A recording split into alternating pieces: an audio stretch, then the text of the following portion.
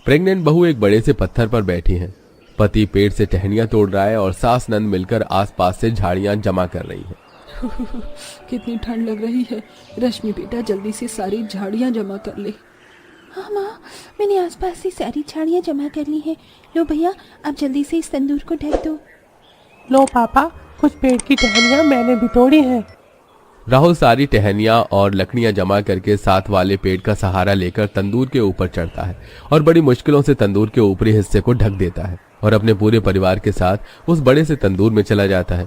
आखिर ऐसी क्या मजबूरी है कि इतनी रात में सनसनाती ठंड में एक परिवार जंगल के बीचों बीच इतने बड़े तंदूर में रहने का इंतजाम कर रहा था। और ये तंदूर आया कहां से, आइए जानने के लिए चलते हैं कहानी में। आज तो लेट हो गया, मैं मालिक गुस्सा करेंगे। गरीब राहुल अपने मालिक के घर जल्दबाजी में जा रहा होता है और उस रास्ते में उसे जंगल के बीचों बीच एक बड़ा और पुराना तंदूर दिखता है, जिसे देख वो रुकता है और बोलता है, ये तंदूर आ गया, मतलब आधा रास्ता और बचा है। पर मैं इस तंदूर को रोज देखता हूँ और मुझे रोज ताज्जुब होता है, इतना बड़ा तंदूर किस तरह से इस्तेमाल होता होगा राजाओं के जमाने में। अरे राहुल, ये सब सोचने के लिए टाइम नहीं है, जल्दी जल्दी नौकरी पर जाना है, चल जल्दी। राहुल जल्दबाजी में नौकरी पर जाता है और ऐसे ही पूरा दिन बीत जाता है। और फिर अगले दिन, अरे आप सब तैयार हो गए, जल्दी चलो, मंदिर में पूजा शुरू हो गई होगी। अरे ओ राहुल, अपने पूरे परिवार के साथ तू कहाँ चला? भूल गया क्या कि गांव में जितनी भी पूजा कथा हवन होती है उसमें सिर्फ अमीर लोग ही जाते हैं। तुम गरीबों की उस हवन पूजा में कोई जरूरत नहीं। क्यों सरपंच जी, आखिर हम गरीबों के साथ इतना भेदभाव क्यों? जब पंडित जी आकर मुझसे फूल माला ले जाते हैं, आप मुझे बुलाकर अपना फूलों से घर सजवाते हैं, तब तो आपको अमीर और गरीब का ख्याल नहीं आता। और हम गरीब ही तो हैं, कोई नीची जाति के थोड़े ना, जो हमें पूजा में बैठने नहीं दिया जाता। हम गरीबों का हक बनता है इस पूजा में शामिल होने का। अरे बड़े लोगों के घर में माली का काम क्या करने का है? क्या करने लगा तू मुझसे भिड़ने लगा? अरे गांव वालों, सब कान खोल कर सुन लो, अगर इसकी तरह किसी ने मुझसे बगावत की तो मैं उसको गांव से निकाल दूंगा। और अगर किसी ने इसकी मदद करी तो इसके परिवार का वो हाल होगा जो तुमने कभी सपने में भी नहीं सोचा होगा। और तुम अपने परिवार के साथ निकलो गांव से। हमें तुम जैसे लोगों की जरूरत नहीं है जो गांव के भोले भाले मासूम गरीब लोगों का दिमाग भ्रष्ट करें। सभी गरीब ये देखकर भी कुछ नहीं बोलते, क्योंकि वो सरपंच से डरते थे और क्योंकि राहुल सरपंच के खिलाफ खड़ा होता है, इसलिए सरपंच उसे गांव से निकाल देता है, जिस वजह से पूरा परिवार अपना सामान लेकर दर दर की ठोकर खाने लगते हैं। अरे बेटा, हम कब से चले जा रहे हैं, तू हमें लेकर कहाँ जाना चाहता है? माँ, शाम होने से पहले हमें जंगल पार करना होगा। हम मेरे मालिक के घर जाएंगे, वो बहुत अच्छे हैं, वो हमें रहने के लिए जगह जरूर देंगे। पर हमें और कितना चलना होगा? रात हो रही है, ठंड लग रही है। रेशमा, थोड़ी हिम्मत रखो, अभी तो हम आधे रास्ते भी नहीं आए। जब तुम्हें रास्ते में एक बड़ा सा तंदूर दिख जाए तो जो राजा महाराजा के समय का बना है, तो समझ लेना कि हमने आधा रास्ता पार कर लिया है। इतना बोलकर एक बार फिर पूरा परिवार अपना सामान लेकर आगे बढ़ता है और देखते ही देखते रात हो जाती है और रश्मि की नजर जंगल में रखे उस बड़े से तंदूर पर जाती है। भैया, कहीं ये वही तंदूर तो नहीं जिसके बारे में आप हमें बता रहे थे? ये तंदूर तो बहुत बड़ा है, पर ऐसे क्यों फेंका हुआ है? बेटा, तू सही कह रहा था, इस तंदूर को देखकर लगता है कि ये राजा महाराजा के समय का रखा हुआ है। माँ जी, राहुल जी, अब मैं एक कदम और नहीं चल पाऊंगी। पापा, मैं बहुत ज्यादा थक गया हूँ। हाँ भैया, रात भी बहुत हो गई है और मुझे डर भी लग रहा है इस घने जंगल में। अगर किसी जानवर ने हम पर हमला कर दिया तो इसलिए जब तक सुबह नहीं हो जाती हम एक रात इसी तंदूर में बिता लेते हैं। ठीक है रेशमा, तुम गोलू के साथ इस पत्थर पर बैठ जाओ, तब तक मैं इस तंदूर को ढकने का इंतजाम करता हूँ ताकि हमें तंदूर के अंदर ठंड कम लगे। अब राहुल, रेशमा और गोलू को एक पत्थर पर बिठाकर अपने पूरे परिवार के साथ तंदूर को ढकने का इंतजाम करता है और अपने पूरे परिवार के साथ उस तंदूर के अंदर बैठ जाता है। ये तंदूर बाहर से जितना बड़ा दिख रहा था, अंदर से उतना ही छोटा है। हम कब तक अंदर यूं ही बैठे रहेंगे? मुझे तो नींद आ रही है। बेटा, बस एक रात की बात है। माँ, तंदूर के इस हिस्से से हवा आ रही है, कुछ इंतजाम करो ना, बहुत ठंड लग रही है। रश्मि के कहने पर आशा अपनी पोटली में से एक साड़ी निकालती है और उस साड़ी की मदद से तंदूर के दरवाजे वाले हिस्से को ढक देती है और पूरा परिवार बैठे बैठे रात गुजारता है। माँ, रश्मि, रेशमा, निखिल बेटा उठो, सुबह हो गई, हमें मालिक के पास जाना है। राहुल जी, हम लोग का ऐसे अचानक आपके मालिक के घर जाना सही नहीं रहेगा क्या? अगर उन्हें गुस्सा आ गया तो आपकी नौकरी भी खतरे में आ जाएगी। आप पहले उनसे बात कर लो, मदद मांग लो, उसके बाद हम सबको लेकर जाना यहाँ से। जब तक हम यही आपका इंतजार कर रहे हैं। हाँ बेटा, बहुत सही कह रही है, तो पहले बात कर ले। अपने घर वालों के कहने पर राहुल ऐसा ही करता है और अकेले ही जंगल पार करके अपने मालिक के पास जाता है, जहां वो देखता है कि उसके मालिक दरवाजे पर ताला लगाकर गाड़ी में बैठ रहे हैं। और तभी वहां राहुल आता है और राहुल को देख मालिक राहुल से कहता है, राहुल, आज तुमने कोठी आने में इतना समय लगा दिया। खैर, किसी इमरजेंसी की वजह से मैं अपनी पूरी फैमिली के साथ कुछ दिनों के लिए बाहर जा रहा हूँ। तुम काम पर मत आना, 10 दिन बाद जब मैं आ जाऊं तब आना। अच्छा? हाँ, अभी मैं चलता हूँ। मालिक की आवाज सुनकर राहुल अपनी परेशानियों के बारे में नहीं बता पाता और मालिक अपनी पूरी फैमिली के साथ गांव से बाहर चला जाता है। जिसके बाद राहुल निराश अपने परिवार के पास आता है और सारी कहानी अपने घर वालों को बताता है। पापा, पापा, अब हम क्या करेंगे? क्या हम इस ठंड में इस तंदूर को ही अपना घर बना कर रहेंगे? बेटा, जब तक रहने का कोई ठिकाना नहीं मिल जाता तब तक ये तंदूर ही हम बेघर का घर बनेगा। माँ, मुझे बहुत भूख लग रही है, चलिए खाने का इंतजाम कर लेते हैं।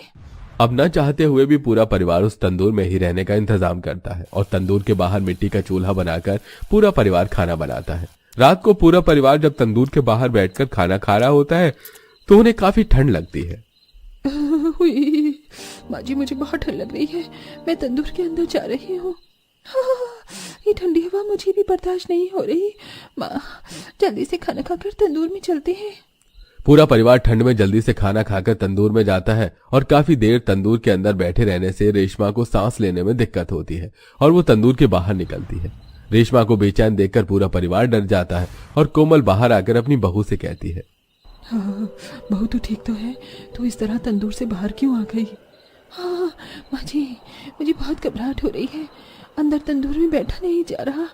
अब मुझसे बिल्कुल भी कमर दर्द हो रही है और बाहर इतनी ठंड लग रही है कि खड़ा नहीं हुआ जा रहा। हाँ बहू, बस कुछ दिनों की बात है, थोड़ी सी परेशानी तुझे झेलनी ही होगी।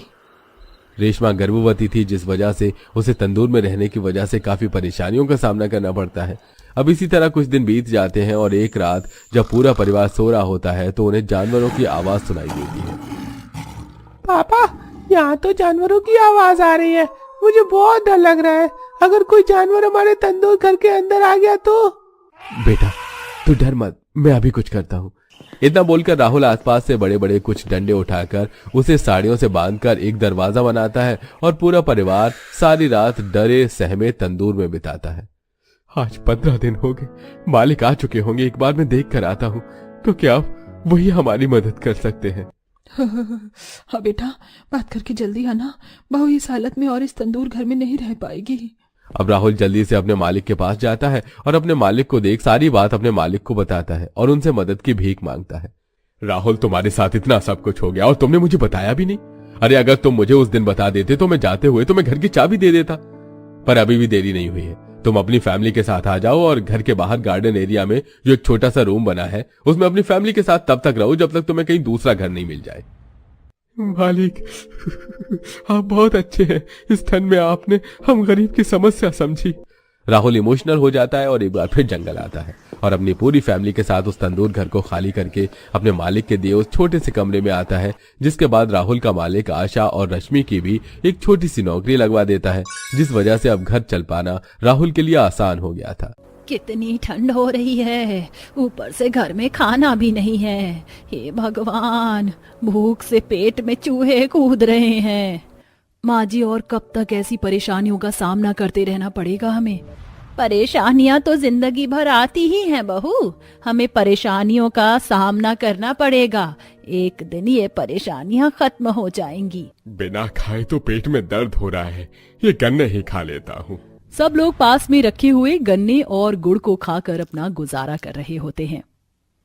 अगर हम ऐसे ही गुड़ और गन्ने खाते रहेंगे तो कहीं हमें शुगर की बीमारी ना हो जाए। आजकल शुगर की बीमारी बहुत चल रही है माँ जी। हमारे पास और कोई चारा भी तो नहीं है। मेरे बेटे को कहीं काम नहीं मिल रहा, ऊपर से हम लोगों ने कितनी मेहनत से गन्ने की खेती की थी और अब ये सारे गन्ने ऐसे ही पड़े हैं। गन्नों से हमने गुड़ बनाने की कोशिश की, लेकिन गांव में देसी गुड़ कोई नहीं खाता।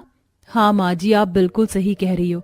सभी ठंड में परेशान थे। उनके पास इतने पैसे भी नहीं थे कि वह ठंड से बचने के लिए कोई कंबल या रजाई खरीद कर लेकर आ जाएं। रात भर उन्हें बिना रजाई के सोना पड़ता है। इसी के चलते आधी रात में आशा का बेटा राजू नींद से जाग जाता है। माँ, मुझे नींद नहीं आ रही है, ठंड लग रही है। बेटा आजा, मैं तुझे अपने आंचल में सुला लेती हूँ, तुझे ठंड कम लगेगी। ऐसा बोलकर वह उसे अपने आंचल में सुला लेती है। अगले दिन सवेरा होता है और राजू को बहुत जोरों से भूख लगती है। माँ, मुझे बहुत जोरों से भूख लग रही है, मेरे पेट में भी दर्द हो रहा है, मुझे कुछ खाने को दो ना माँ। बेटा मैं तुझे खाने को क्या दूंगी, खाने के लिए घर में कुछ नहीं है, सूखा आटा ही पड़ा है बस। माँ, मुझे आटे से सादी रोटी बनाकर खिला दो, मुझे बहुत जोरों से भूख लगी है। ठीक है बेटा, अभी बनाती हूँ। आशा आटा गूंथकर चूल्हे पर गर्मा गर्म रोटियां बनाने लगती है। तभी उसे अपने पास रखा हुआ गुड़ दिखाई देता है। आशा उसे देखकर थोड़ा सोचती है और उसके बाद उसके छोटे छोटे टुकड़े करके उसके अंदर नमक और साथ में अमचूर का मसाला मिला देती है। सब्जी तो नहीं है, ये खट्टा मीठा पराठा खाकर ही मेरे बेटे को थोड़ा सा आराम मिल जाएगा। आशा ऐसा कहकर गुड़ का पराठा बनाकर राजू को खिलाती है। ये लो बेटा, गुड़ का पराठा खा लो। क्या माँ, रोजाना गुड़ के साथ कुछ ना कुछ खाने को देती हो, आज आपने गुड़ का पराठा भी बना दिया।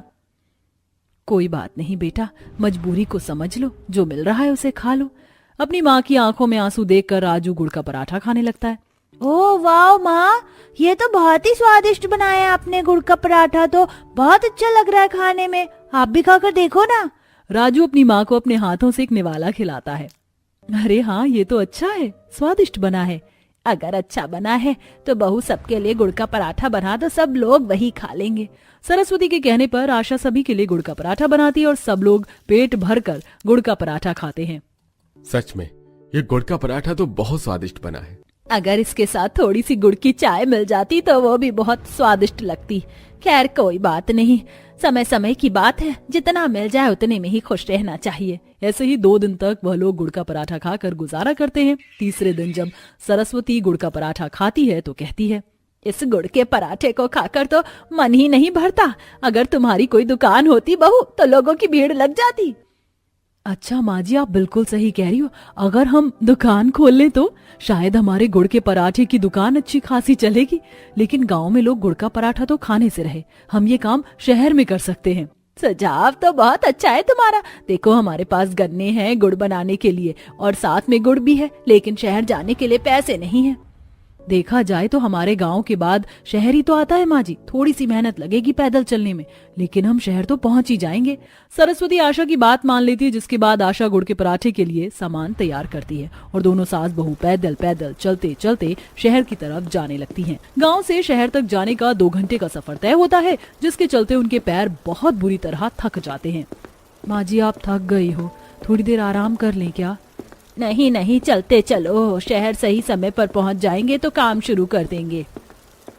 ठंड का समय होता है। दोनों सास बहू कांपते कांपते शहर पहुंच जाती हैं, जहां वह शहर में एक पेड़ के नीचे खड़े होकर गुड़ का पराठा बनाना शुरू कर देती हैं और एक टेबल पर उसे तैयार करती हैं। खुशबू तो अच्छी आ रही है, बस अब ग्राहक बन जाए। जिस जगह पर सास बहू खड़ी थी वहां पर लोगों का आना जाना थोड़ा कम था, फिर भी बहुत इंतजार के बाद एक कस्टमर उनकी दुकान पर आता है। क्या बेच रहे हो तुम लोग? आइए आइए, आपका स्वागत है, हम यहाँ गुड़ का पराठा बेच रहे हैं। गुड़ का पराठा? ऐसा तो पहली बार सुन रही हूँ। कोई बात नहीं दीदी, आज आप खाकर देखो, क्या पता आपको अच्छा लगे। अच्छा लगे तो ही पैसे देना, नहीं लगा तो कोई बात नहीं। आशा ऐसा कहकर गुड़ का पराठा तैयार करती और आरती को देती है। अरे भाई कमाल हो गया, ये तो बहुत ही स्वादिष्ट है, ऐसा पराठा मैंने कभी नहीं खाया। इसके साथ चाय होती तो और भी मजा आता। आरती पैसे देकर वहां से चली जाती है। ये जो पैसे कमाए हैं इससे मैं दूध लेकर आती हूँ माँ जी, पराठों के साथ ठंड में लोगों को चाय भी बहुत अच्छी लगेगी। आशा ऐसा कहकर दूध लेकर आती है और फिर चाय बनाना शुरू करती है। चीनी की जगह वह गुड़ का ही इस्तेमाल करती है। गुड़ की चाय और गुड़ का पराठा, जिसकी खुशबू से वहाँ कुछ लोग इकट्ठा हो जाते हैं। आप लोग गांव से यहाँ तक पैदल चल कर आए हो? हाँ, और इतनी मेहनत से यहाँ गुड़ के पराठे और गुड़ की चाय बेच रहे हो। आपकी भलाई के लिए मैं आपको एक सुझाव देना चाहता हूँ। यहाँ पर लोगों का आना जाना थोड़ा कम है। अगर आप शहर के बीच में बाजार की तरफ जाकर अपना काम शुरू करते हैं ना, तो वहाँ पर आपकी अच्छी कमाई हो सकती है। वहाँ सोसाइटी एरिया है, वहाँ पर बड़े बड़े घर के लोग आते हैं और उन्हें ऐसी चीज बहुत पसंद आती है। दोनों सास बहू इसके बारे में काफी देर तक सोचती हैं। काम खत्म करने के बाद वो दोनों फिर से पैदल पैदल चलते हुए वापस घर आती हैं। उन्होंने कुछ पैसे कमाए थे जिससे वह अपने घर का राशन तो खरीद ही लेती हैं। अगले दिन दोनों सास बहू फिर से पैदल पैदल शहर आती हैं और इस बार वह उस लड़के की बताई हुई जगह पर जाती हैं। वहां पर बहुत भीड़ होती है। सोसाइटी के लोग गुड़ की चाय और गुड़ का पराठा खाने आते हैं। सबको बहुत स्वादिष्ट लगता है। उस लड़के ने बिल्कुल सही कहा था। यहाँ पर तो जब से आए हैं तब से फुर्सत ही नहीं मिल रही। लोगों की लाइन लगी हुई है। तुम पराठे बनाती जाओ, मैं गुड़ की चाय बनाकर सभी को देती जाती हूँ। इस तरह सास बहू दोनों मिलकर गुड़ की चाय और गुड़ का पराठा बेचना शुरू करती हैं। धीरे धीरे उनकी वह दुकान शहर में फेमस हो जाती है। क्या बात है भाई, क्या बात है। दुनिया की हर एक से एक चीज खाई होगी मैंने, लेकिन ये गुड़ का पराठा और इसके साथ गुड़ की चाय पहली बार पी रहा हूँ। सच में बहुत ही कमाल की है। अरे बहन, जल्दी से अच्छी सी चाय और पराठा दे दो। तुम्हारी दुकान से गुड़ की चाय और गुड़ का पराठा खाते ही सारी ठंड भाग जाती है। गांव जैसी चीज कहाँ खाने को मिला करती थी। तुम दोनों सास बहू की वजह से अब हमें कम से कम ऐसी गांव की देसी चीज तो खाने को मिल रही है। अम्मा आप चिंता मत करो, हम सास बहू मिलकर आप लोगों को रोजाना गुड़ की चाय और गुड़ का पराठा खिलाने यहाँ रोजाना आएंगे। माँ जी, मेरे गुड़ के पराठे तैयार हैं, आप जल्दी से गुड़ की चाय तैयार कर लीजिए। हाँ, अभी करती हूँ। इस तरह दोनों सास बहू बहुत मेहनत करती हैं। शहर में आने से पहले उनकी छोटी सी दुकान थी, लेकिन अब उन्होंने पैसे कमाकर वहां पक्की दुकान बना ली। इसी के चलते महेश और विनोद ने भी उन दोनों का साथ दिया। उन्होंने घर पर रहकर गन्ने से गुड़ बनाना शुरू कर दिया, जिससे उन्हें और भी ज्यादा मदद मिल गई। कम पैसों में उन्होंने ज्यादा पैसा कमाना सीख लिया, लेकिन रोजाना गाँव से शहर, शहर से गाँव जाने का सफर उन्हें बहुत दुखी कर रहा था। माँ जी, हमने इतने पैसे तो कमा लिए कि हम शहर में अपना घर खरीद सकते हैं। गांव से यहाँ तक का सफर तय करना बहुत मुश्किल हो जाता है। क्यों ना हम शहर में ही घर खरीद लें? बहू, ये तो मैं कब से सोच रही थी। इस काम में देरी नहीं होनी चाहिए। इस तरह सास बहू ने मिलकर शहर में अपना खुद का घर भी खरीद लिया। उनकी गुड़ की चाय, गुड़ का पराठा इतना फेमस हो गया कि दूर दूर से लोग उनके पास आने लगे। अब वह लोगों के घर में गुड़ का पराठा और चाय भी डिलीवर करने लगे। देखते ही देखते उनकी सारी परेशानियां खत्म हो गई। छोटे से काम से वह बड़े आदमी बन गए और अब राजू भी अच्छे बड़े स्कूल में जाने लगा।